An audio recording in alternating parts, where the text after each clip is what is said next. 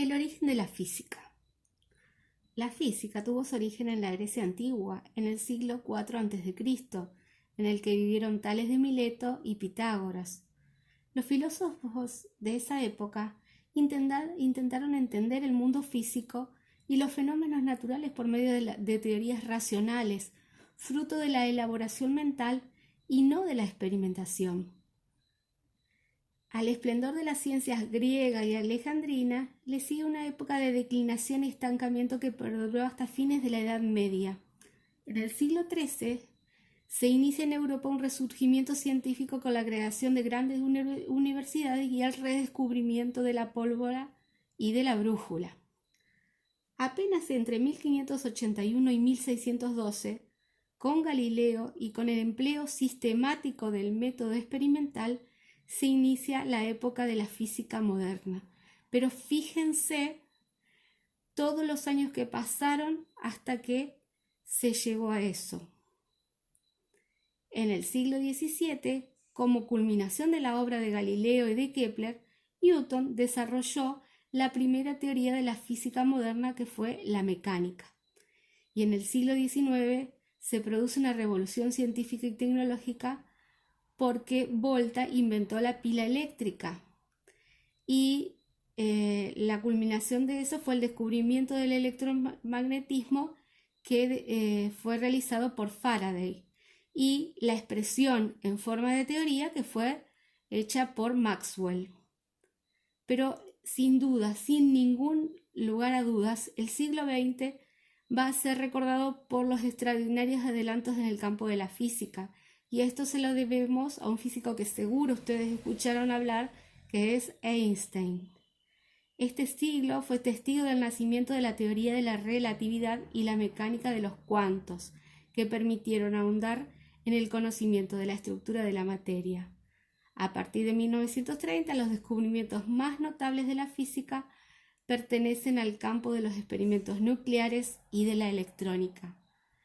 Y a mi manera de ver, aún hoy no ha surgido, ni a mi manera de ver ni la de cualquiera, no ha surgido nadie de la talla de Einstein y que haya superado sus descubrimientos.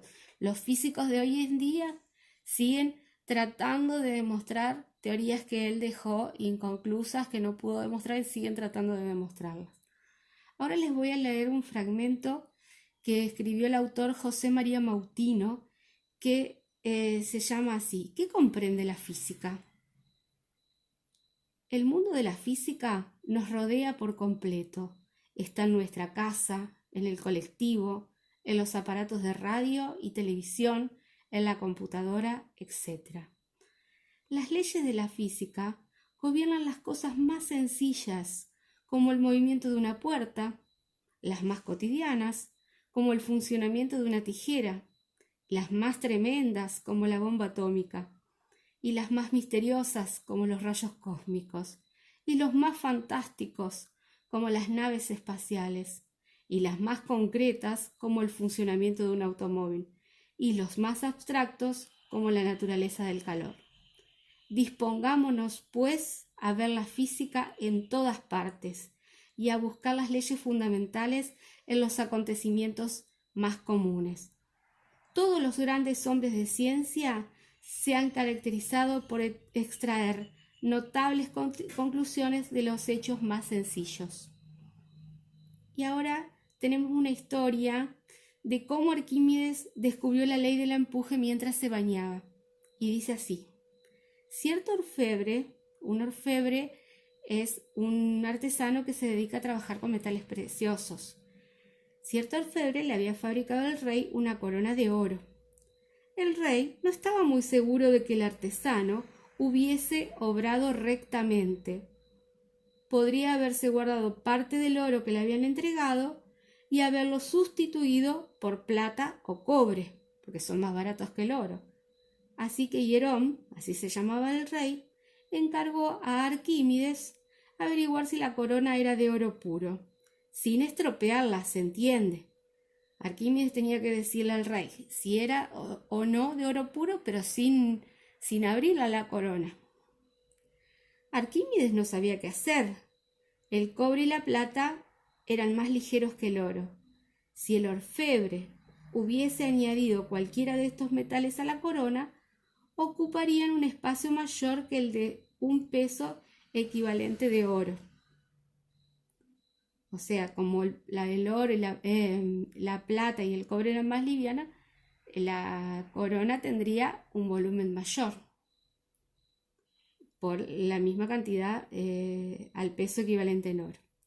Conociendo el espacio ocupado por la corona, es decir, su volumen, podría contestar a Hierón. Lo que no sabía era cómo averiguar el volumen de la corona sin transformarla en una masa compacta.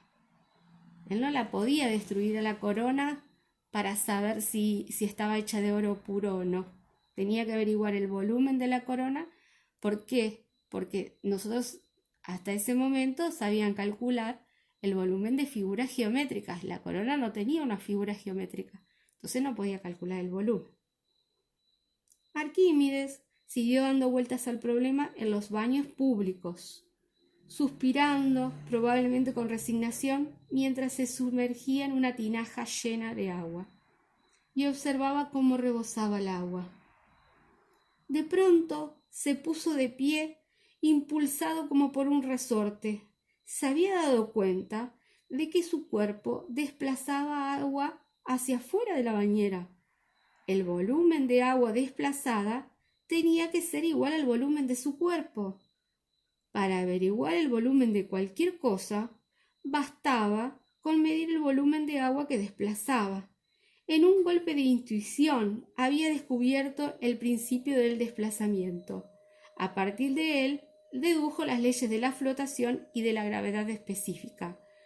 Arquímedes no pudo esperar. Saltó de la bañera y desnudo y empapado salió a la calle y corrió a casa, gritando una y otra vez: ¡Lo encontré! Solo que en griego, claro está. ¡Eureka! ¡Eureka! Llenó de agua un recipiente. Eureka. Y esta palabra se utiliza hasta el día de hoy para anunciar un descubrimiento feliz. Llenó de agua un recipiente, metió la corona y midió el volumen de agua que desplazaba. Luego hizo lo mismo, pero con un peso igual de oro puro. El volumen de agua desplazado era menor. El oro de la corona había sido mezclado con un metal más ligero, lo cual le daba un volumen mayor y hacía que la cantidad de agua que rebosaba fuese más grande.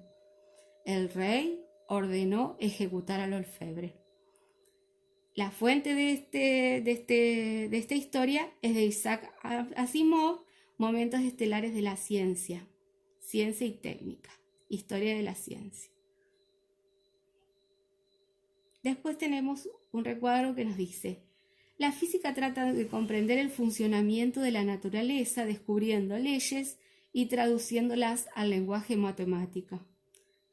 Se ocupa del estudio científico de las leyes del universo que rigen el comportamiento de la materia y la energía. Entonces, ¿qué se encarga la física? De estudiar la naturaleza y expresar todo lo que estudia en un lenguaje matemático. Las ramas de la física. La física, para su estudio, se divide en dos grandes grupos: la física clásica y la física moderna. La física clásica estudia todos aquellos fenómenos en los cuales la velocidad es muy pequeña comparada con la velocidad de propagación de la luz. Y la física moderna se encarga de todos los fenómenos producidos a la velocidad de la luz o velocidades cercanos a los de la velocidad de la luz. Entonces, dentro de la física clásica tenemos la mecánica, la termología, ondas, ópticas y electromagnetismo. Y dentro de la física moderna, la atómica y nuclear. Es tan vasta el campo de la física que nosotros apenas este año, que tenemos un año introductorio a la física, vamos a ver parte de la física clásica, la mecánica solamente.